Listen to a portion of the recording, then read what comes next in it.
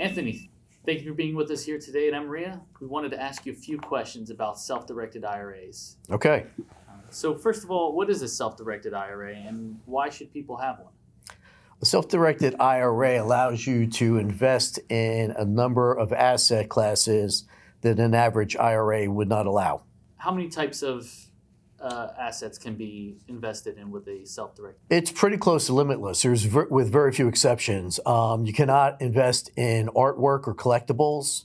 You cannot invest in liquor or wine. There are some restrictions on precious metals. How many types of accounts can be self-directed?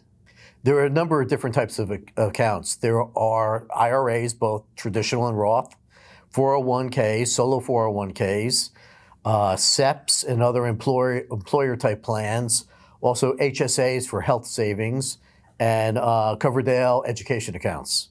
With a self-directed IRA, there's this term custodian. What is a custodian for a self-directed? A custodian basically holds the investment for you and does the distributions and will pay out and take in money according to your directions, but they really do not provide any investment advice. It's up to you, and that's what makes it a self-directed investment. Self-directed IRA. Exactly.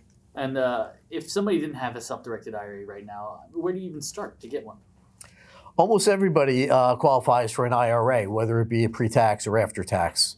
So that's one way to go. Also, if you have an old employee plan, 401k plan that you're no longer working for that employer, you can often roll those into a new account, which could be self-directed.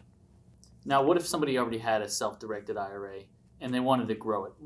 What's really the steps or the avenue to do that? Knowledge is the first thing. Knowing how to really grow it and knowing the things to avoid, prohibited transactions, etc.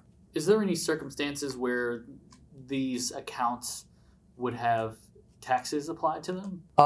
There are a few curveballs. Sometimes when you may not expect it, if you're running an active business within the IRA, that could be subject to UBIT, which is unrelated business income tax.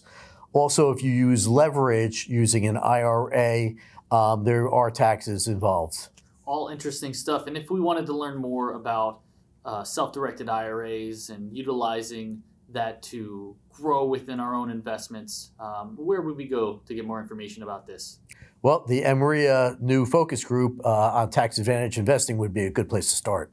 Awesome. MREIA.com? MREIA.com. Thank you so much for being here, Anthony. Okay. My pleasure.